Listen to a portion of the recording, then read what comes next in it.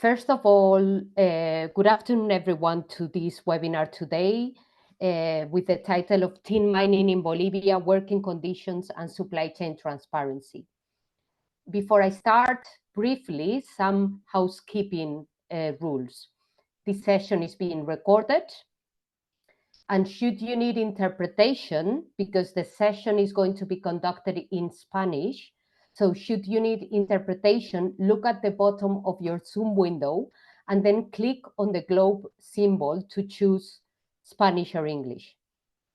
If you need technical assistance, please write it in the chat directly to Electronics Watch, and my colleague Harriet will help you through. Please keep your microphone muted. And yes, if you have any question, then please put them in the chat, and I'll try to make use of them as we go along through the webinar. So I'm going to move to Spanish now. Right, this webinar is the second one of a series that we have carried out that belong to a project that we are executing with our partners in DRC and Bolivia since October 2022. The first webinar was a few months ago in October on the monitoring work that we are carrying out in cobalt mines in the Congo DRC. And the objective of this project is to use the EW Electronics Watch Impact Model, which involves worker-driven monitoring and dialogue with industry based on demand from public buyers to improve the working conditions of workers in small-scale mining, ASM, in Democratic Republic of the Congo and Bolivia, and improve responsible production in these mines. This project, subsidized by EPRM, which is European Partnership for Responsible Minerals, and the support of Barcelona City Council. We thank both entities to support our work. The governments are focusing on technological solutions to address climate change, and batteries are essential for many sectors, electronics, automotive, and also renewable energy. Discussions often focus very intensely on the raw material used in battery production. According to the International Energy Agency, a concerted effort to achieve the goals of the Paris Agreement would mean quadrupling energy mineral needs, renewables, in 2040. Actions taken to achieve a net zero carbon economy may increase the exploitation of workers. So we have to ensure that the raw materials and technology necessary for this transition benefit the people involved in production and extraction. Both tin and cobalt both flow heavily into electronics and battery supply chains. Tin, in particular, is used mainly in solders and to a large extent in the manufacture of electronic devices. It's also used in lithium-ion batteries. And Bolivia, which is the issue of our webinar today, has one of the largest tin reserves in the world and aims to significantly increase its production. In Electronics Watch, we have been promoting and protecting the rights of workers in the electronic supply chain of our affiliated organizations for 7 years. Since 2019, we have extended monitoring to mining, where our monitoring partners have been examining labor, human rights, and environmental violations. Today's session is titled Tin Mining in Bolivia, Working Conditions and Transparency in Supply Chains. And the structure of the session of today will be as follows. First of all, our Bolivian monitoring partner, Rea Campos, who is the director of CISEP, is going to give a presentation of about 20 minutes in which he will explain the foreign industry in Bolivia, we focus specifically on tin extraction by mining cooperatives. Likewise, he will inform us about the violations of rights that CISEP has identified in 2 mining cooperatives. But these violations are systemic, in our opinion. Then we'll have watch a video with an interview we conducted with one of the women miners from the Puente Grande mining cooperative in the Oruro region. She is Mrs. Andrea Condo. She's a woman miner and representative and leaders of Fedecomin, representing the cooperatives, mining cooperatives in the region of Oruro. So we'll have an interview with her. She might connect with us as well. And in the third part of the session, we'll talk with Jesus about possible solutions or proposal to address the violations of rights that have been identified in the monitoring activities.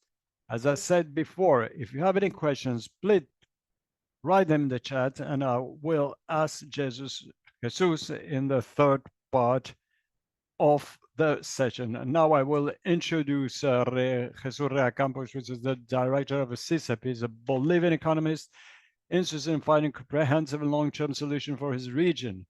He has been working on the problems of Bolivian artisanal mining and its links with the market for more than 10 years.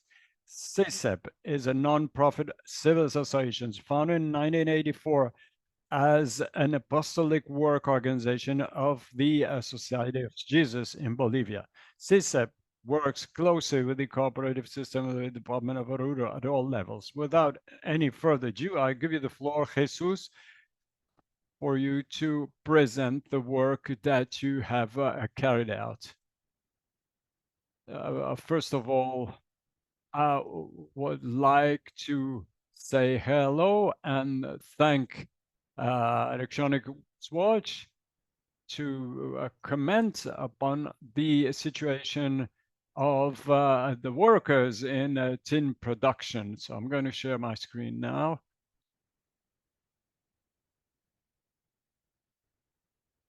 We, in last month of this year, last year in September of this year,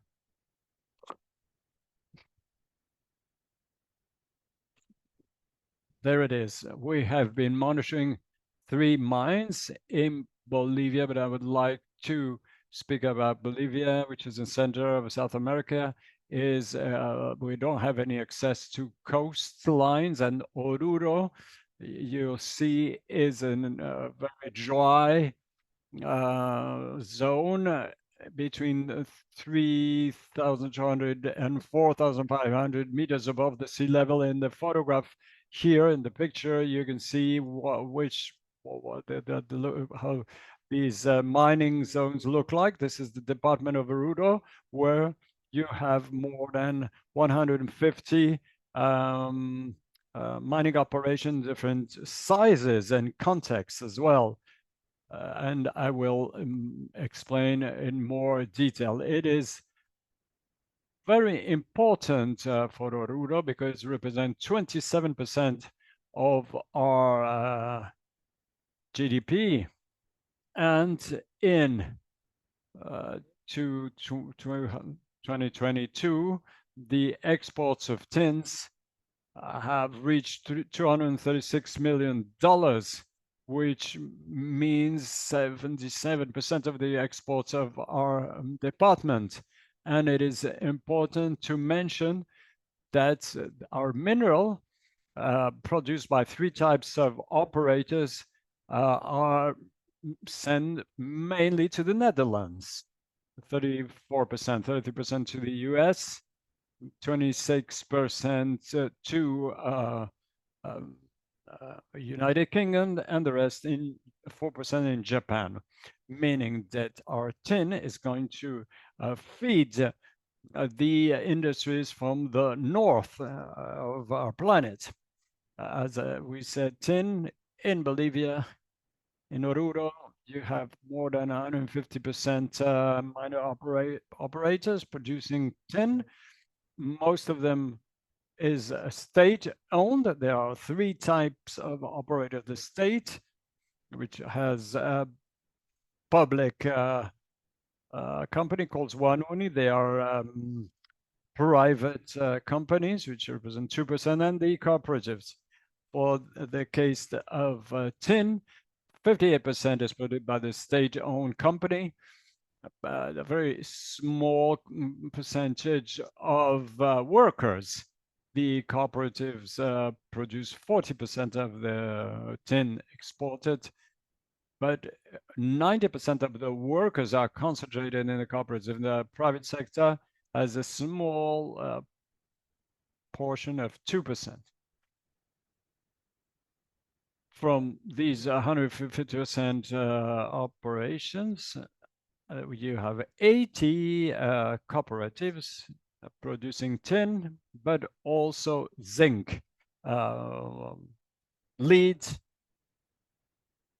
and they represent around 8,000 workers are associated in what we call mining cooperatives. But I also want to show you or underline the fact that artisanal mining is very intensive in working, while the state-owned company is more capital intensive. But I'd like to also, before, what are the mining cooperatives? It is an organization recognized by the state, which function is to be a self-managed social and economic institute of social interest. Having these features, they are a group of people grouping themselves to be able to operate in mining operations that have been left aside by the state. The state has been very present in the operations, mining operations. It means that they operate in mines that technically are not viable anymore. And they go and work in these mines, very precarious conditions. They are abandoned mines with very old infrastructures, low technification, and they promote the use of workers that are not useful in other areas of the economy. And this is going to provoke, of course, self-exploitation and employment flexibility. As they are self-regulated or self-managed, there is no relation between worker and owner, that it's an association of workers. Miners get together and they choose one representatives of the company. They are all the miners with the same conditions as them, and which are the representatives of their activity. They are only able to contract administrative personnel because their social function is to be self-employed. So the first issue here, it's a formalization of an informal work, because the cooperative manages some obligations that the state gives them. For example, the issue of short and long-term insurance. In any company, well, it would be the owner paying this insurance, and the longer-term insurance that the workers pay for themselves for their retirement. So there is no it is outside the Bolivian labor law, meaning that's going to have consequences as far as working hours and mainly in the payment of the wages for their work. This situation put the workers in a situation of labor flexibility because, in fact, they're, they do work for other companies, which are the smelters which buy the minerals without any obligations. This means lower cost of productions for the smelters mainly, which follow in the changes. So it's sort of they are a bit stuck in this situation. They cannot monetize their money if they cannot sell the minerals directly to the smelters. So in the monitoring that we have carried out, we have monitored two types of mines, the underground mining and the tailing mining. The underground mining is the traditional ones, and the tailing mines is the waste. They have mineral from 1 to 3%, and they're reprocessed for other mining operators. These are the mines that we have monitorized, and we have realized that they have a great social and political power. Why? Because at the national level, they represent 120,000 workers. They are very strong. They have a great, they have MPs, senators, and this power can only be used in a relationship with the state to keep the employment. Their strength is towards the state and the concession of new areas of work or concession of some facilities on the long or short-term insurance, but that don't have the capacity to have any influence on the supply chain of the mining industry. So once we've understood what is the mining cooperative, I would like to say that people work in small groups, 2 persons or 20 persons inside the 3 mines that we have monitored. And within the monitoring that we have carried out in these mines, one first element that we can see or that we have tried to see is that these 2 forms of production, we have found women working outside and inside, more outside than inside, where the relations towards men, well, in some you have 2% of women or 18% of women. And we have witnessed that their participation and their voice is not very well heard in the cooperatives. And we have elements to say that there is gender violence. They do not have access to the best workplaces where there is a lot of minerals. Their voice is not heard in the meetings. There are 2 features. They are little in number, women, and mining industry in Bolivia is has a high level of machismo, which leads to a certain exposition or discrimination of women in their working conditions. This is very important because there are few, but their rights are being violated as women. And I'd like to underline that sometimes when the man leaves the mine, the husband has died or there's a divorce, the men try to avoid that the women enter the mine. Talking about cultural factors, but trying to limit the inheritance right that they have on the job subcontracts. So it's there are some degrees of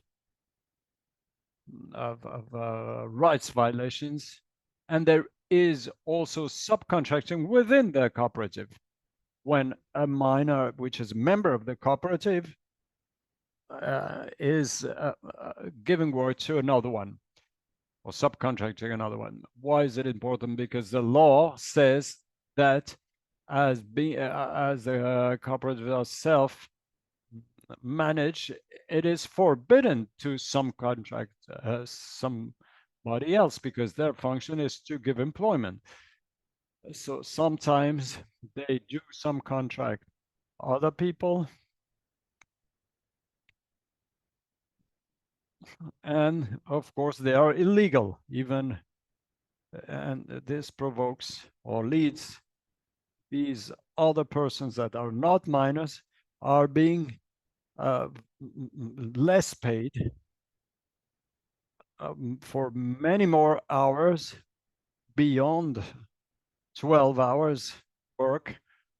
As you can see, the minor affiliated has an element of protection on its head, but the other one hasn't.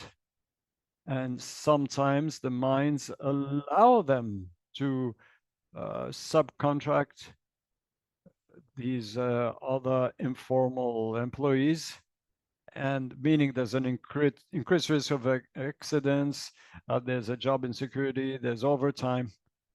And these young people who go and work in the mines might have injuries and accidents that are not covered by the insurance, health insurance.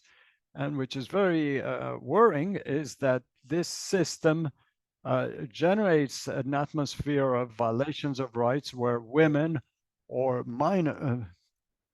young, very young people are working in areas not corresponding to their age. And other element that we found in monitoring is the working hours.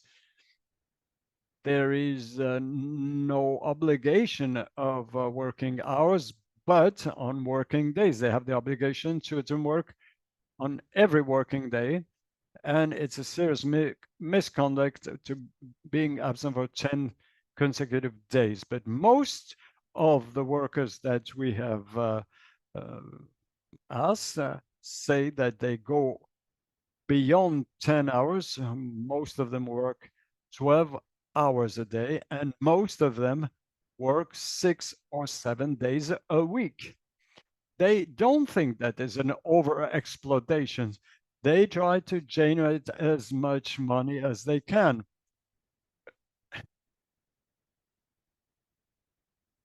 But of course, the law is that the over exploitation is not paid in consequence.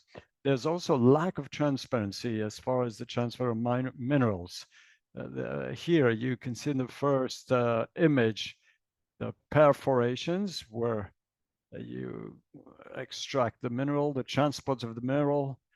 And the third one is the process of calculating the value of the mineral in the labs, where the law defines moisture content, the presence of other minerals, the weight, and there starts the process of monetizing.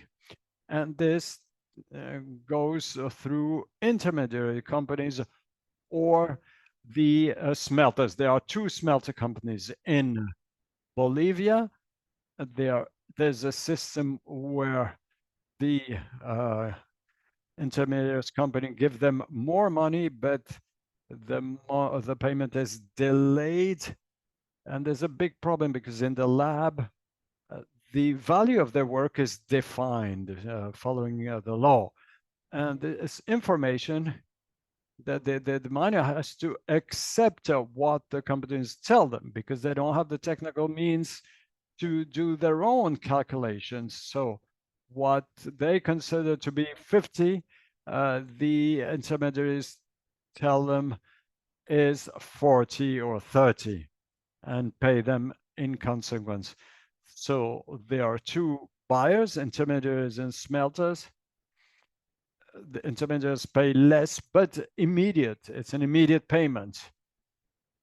And this is an advantage because, of course, the mineral, well, you know, they want to generate resources very quickly, of course. And the consequence of what has been said before, there's a third element which is a very important problem, very great problem, is the working conditions. As you can see in these pictures, they work in mines that have been abandoned because the resources generated do not have the capacity to generate resources to repair these problems, to solve this problem technically, and this provokes accidents inside or outside while operating machinery. They do not have the right protections, and a person can put their hand and have suffer an injury. Inside, there are no ventilation system to regulate the temperature. They work in very, very low temperature, very strong gases and smells, and very heavy loads. And this, of course, has consequences on their health. Main problem is that the miner will finish with silicosis, which is a long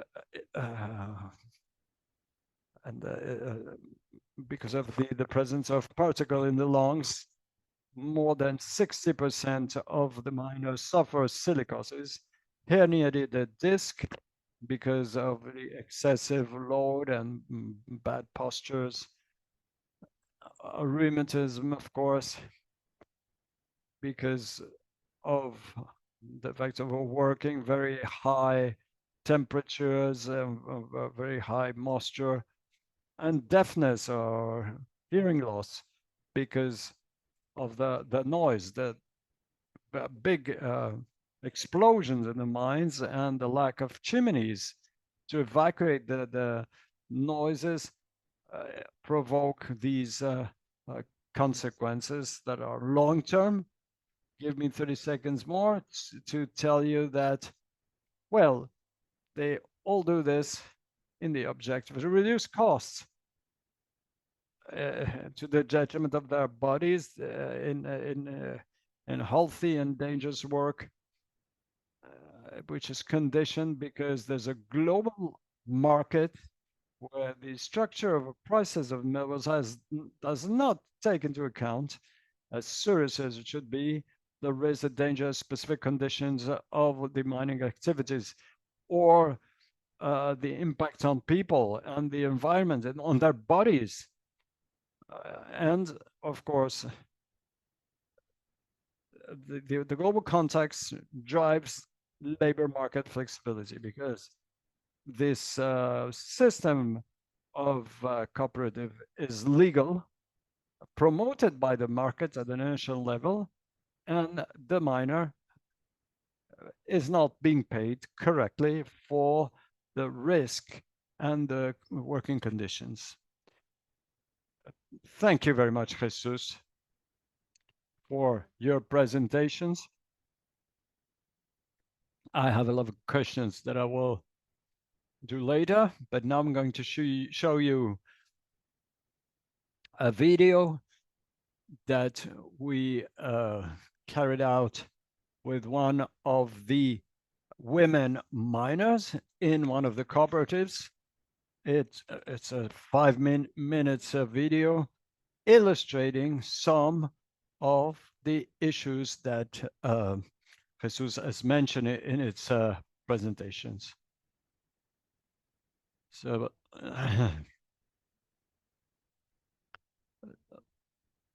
so regarding the payment, no, it's not fair.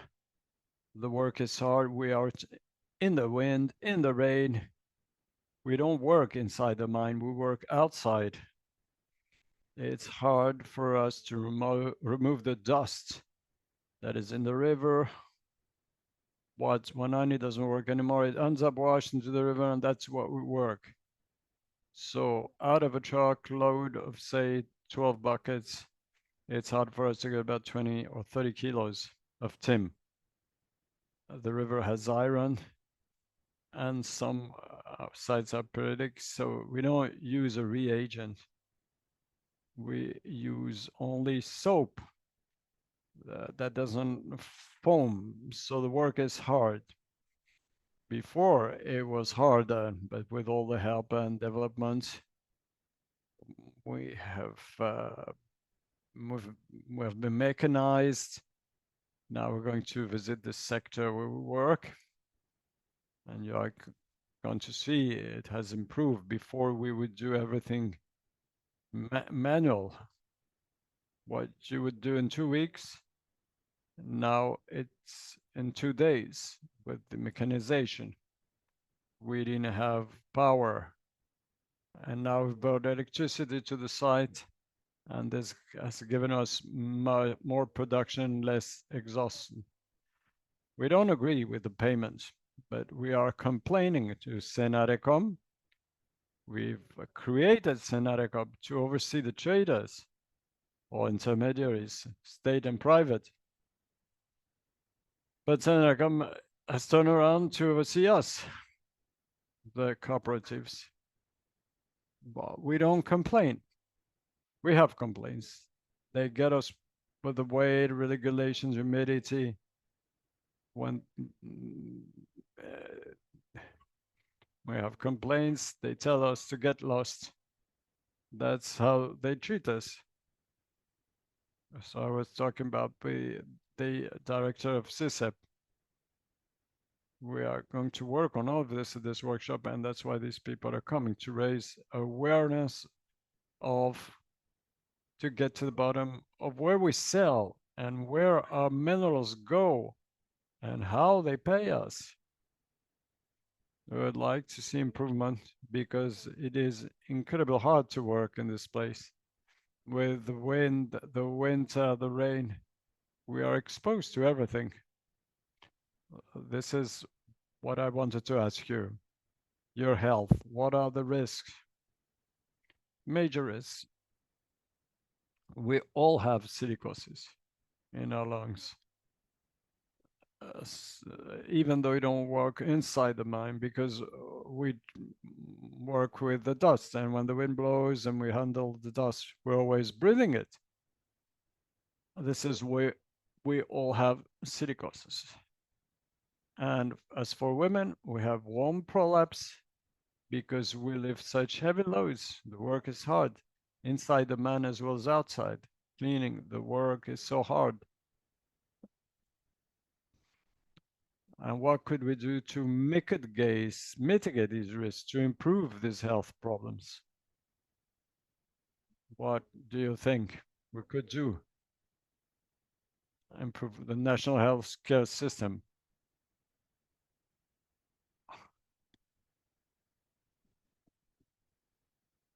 All our lungs are affected, everyone working here.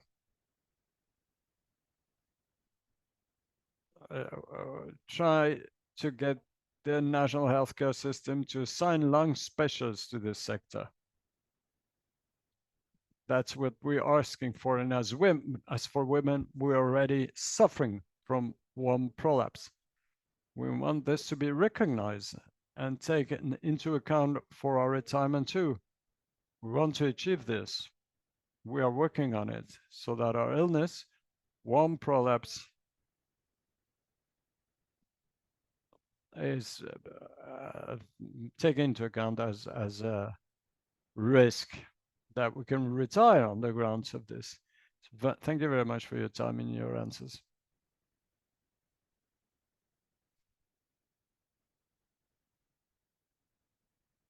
Right. So we have listened firsthand the situation in the mines, and in particular the mining women. Do you want to do any comment before next section of the webinar? Do you want to comment upon in two parts? The first one is what I was mentioning when we listened to the lady. She is looking for answers in the state concerning her health problems.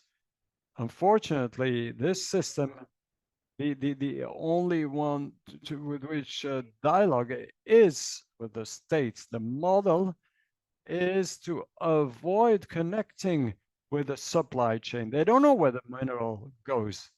So this is why they're saying where to discuss the solution to their problems. And the other point is that all what she's saying is consequences. Silicosis, matrix prolapse, one prolapse are consequences, and that they avoid spending money because they're not correctly paid.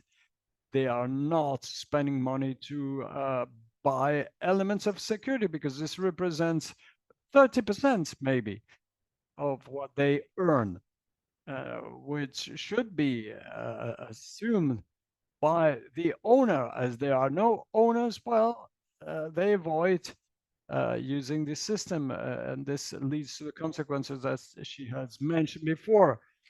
I would like to have a conversation with you on the possible solutions with all the problems that you have identified. You have mentioned how their payment, you talked about opacity concerning payment of minerals. So what should they receive that they are not receiving, and what could be done? What is the role that financial education of miners could resolve or could contribute to resolution? Well, there are 2 points. There's no transparency and there's no due payment. The payment is not transparent because, as we've seen, we've been working with a number of years with them, mechanization, but the work should be transformed in economic resource when the work comes into the lab, and the labs are spaces that are private but are linked to the smelters or intermediaries. And for example, to be short, if a minerals load has 30% of tin and they sell 1,000 kilos with $10, they should receive $3,000 because of the color. Why they say this mineral has 30% of tin and they should receive $3,000. It enters the lab, which should be certified by Senaricom, but it's not necessary. If the lab says 25, they receive 2,500. If they said no, if they protest, well, they say that go away with your mineral, which means costs of transport, and there are important loads, so they prefer to leave it there. Are there any regulatory entities? Yes, they do exist. Well, they have 30 days to give results. And this is the other problem, the problem of due payment, as it's a survival. They cannot wait. There is no transparency. They work with the cotization of the day of the 15 days, and the smelter will say they have a control of the prices of the mineral and the behavior for the next 15 days. And this is the other point. Necessarily, they are not paid in the moment where they give the mineral. Generally, they receive the payment when the price is low. They keep it somewhat and they sell it when the price is high. But they pay them the price when the price of the mineral was low. So they keep them waiting. And they say, well, I'm paying you in 2 weeks, 2 months, because the smelters know the market and they wait the best moment to sell high while they're paying low prices to the miners. This is what they do not receive, of course. The difference, they should receive payments for extra hours, for working Saturday and Sunday. They should be paid for risks, professional risks. They should receive payment. I'm going to take my notes.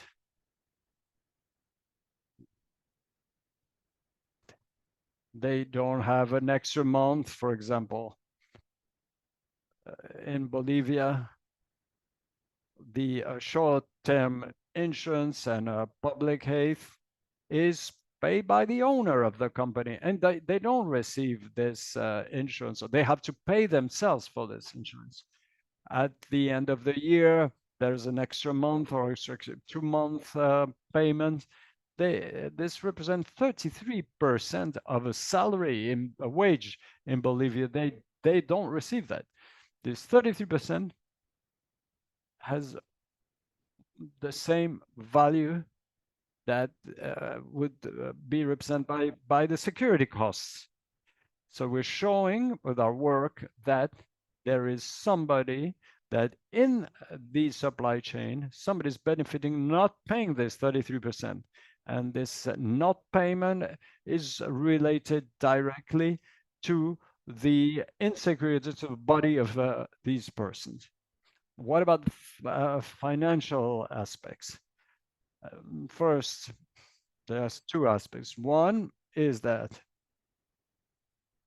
the miners have a limited capacity to understand financial world. They don't have a great education. They come from rural areas. They enter in the mines because the mines has caused the damage to the rural areas. They came from a survival, well, from very poor agriculture, and they go to mine. They don't have access to the market of inputs that are linked to the smelters because of its social character and self-managed character, and because they operate in abandoned mines by the state, or that the states leave them to exploit. They don't have a capital, working capital, so they cannot receive credit in the banks. For the bank, they are not stakeholders, because it's a very serious problem. It's very painful. And of course, they access credits from the informal market linked to the smelters or intermediaries that give them some technology in exchange of a coupon that they give to these smelters. And this is a labor relation. They also give them some machinery if they give them a volume of production. So there's a labor relation without, but it doesn't imply any labor consequence for the miners. And what should be done, you were asking, but we believe that unfortunately not our legislation is not going to change, but we should find mechanisms to increase the transparency in payment mechanisms. Apart from the law, there should be a mechanism allowing them to adjust the fact that when they receive the mineral and when the intermediary sells the mineral, there's a market information that the producers do not know. So we should find mechanism of compensation.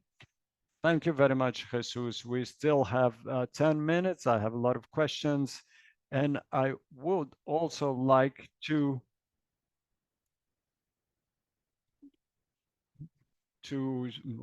signal some solutions. But if any one of you who are connected want to raise a questions, please do in the chat box. My following question would be, you were saying that since we are working together with Electronics Watch, you have monitored 3 mines. In one of them, in 2019, you are already working with the miners to tackle health and security issues at work. What are you doing, and how are you tackling these issues? As you say, we have monitored a mine, and the model of Electronics Watch tells us that we have to validate and work with them. So we have realized, while working with them, we realized that these problems have 2 aspects. They have an internal aspect and an external aspect. I've talked more about the external aspects, but there are other internal aspects. What our foundings, we have told them that you should know basic things on health and security at your work. And we have done some training with the workers on very basic aspects, identification of risks and dangers inside the mine. And we have created a specific diagnosis, and we have found where are the problems that could be solved by changing attitudes.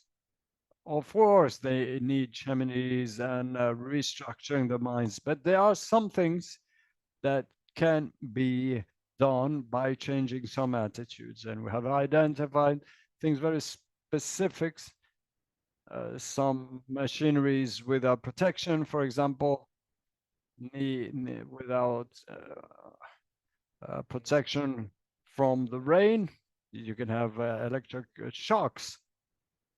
Well, there are things in that in small mechanic workshops can be corrected, and we have done some manuals, and we have created a committee on health and security at work that has started doing some direct actions without any investments.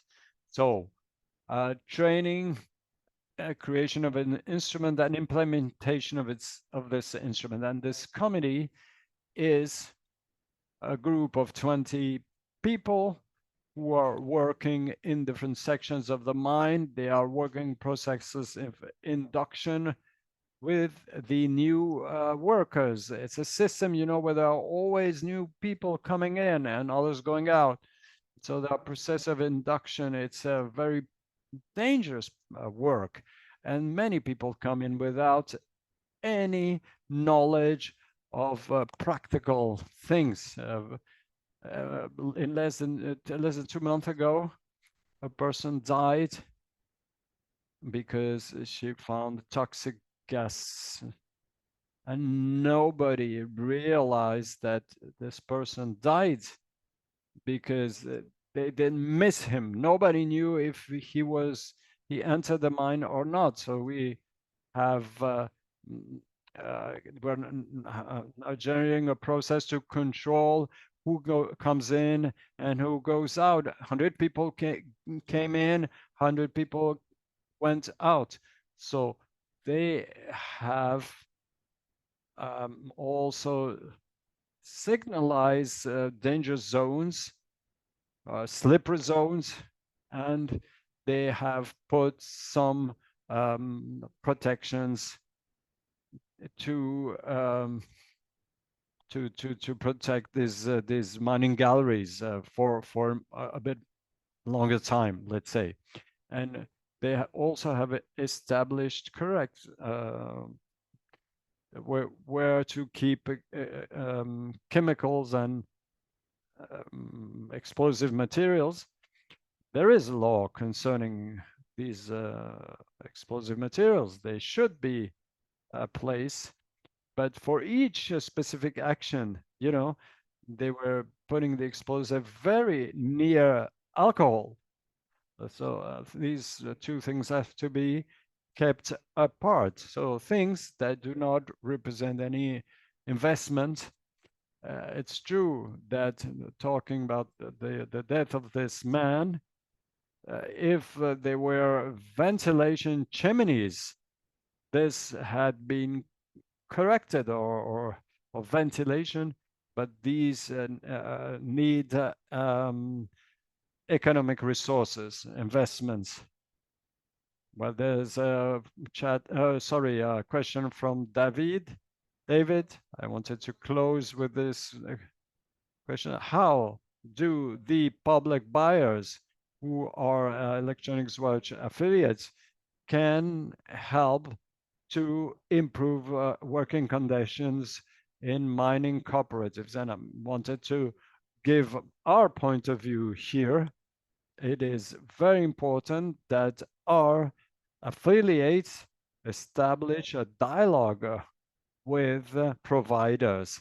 And this dialogue, till now, when we carried out dialogues on working conditions in manufacturers of electronic products, it is important to raise questions on mines when the providers understands that the buyer is starting to raise some questions.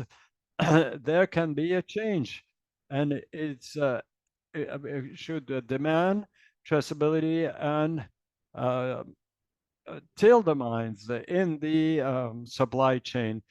We've been talking about this for a long time. It's difficult, but there are improvements that can be done for transparency and traceability. This is on our side, but Jesus, you were talking about the global market. So on the one hand, there is the complications of the smelters and intermediaries, but this is part of the global market. So what what can our affiliates do, the public buyers do? During the monitoring, we were able to talk with one of the directors of the two smelter companies. There are two smelters companies in Bolivia. And he said that the structure of definition of the price of the tin goes back to 1962. It is fundamental to understand. If the structure of price comes back to 62, how much of this structure takes into account the environmental awareness that rose after Rio de Janeiro in the 90s, or the labor regulations that came later that are now in most of countries. We think that the current conditions are not taken into the price of this pricing structure.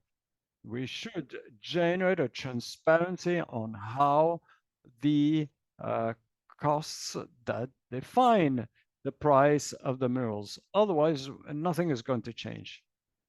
And how much the labor environmental costs are implicit in this value that are defined in London market, basically. And this is towards where the buyers should have an influence, because this is where the price paid to the miner is defined. Secondly, while demanding transparency and traceability towards the smelters, we should know the production costs in the smelters.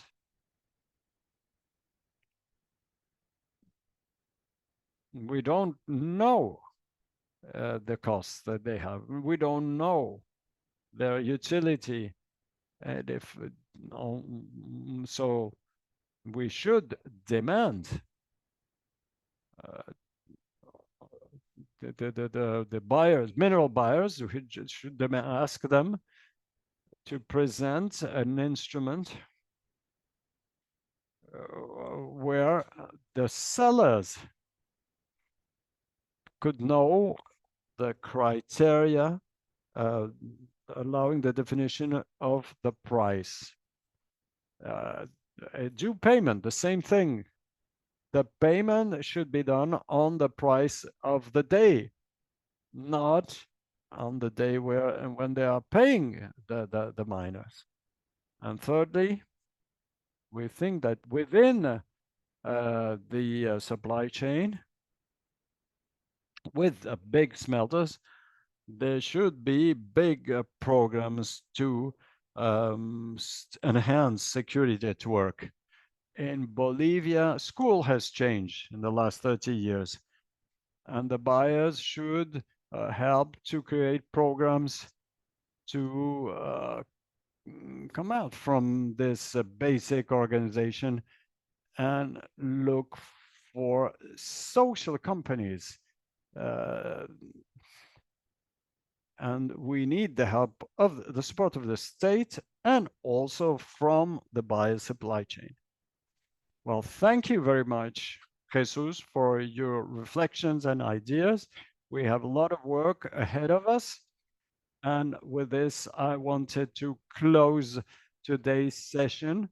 I wanted to thank you, Jesus, for the work that we are carrying out together, and for sharing all your ideas and reflections, and also thank the participants of today's webinar.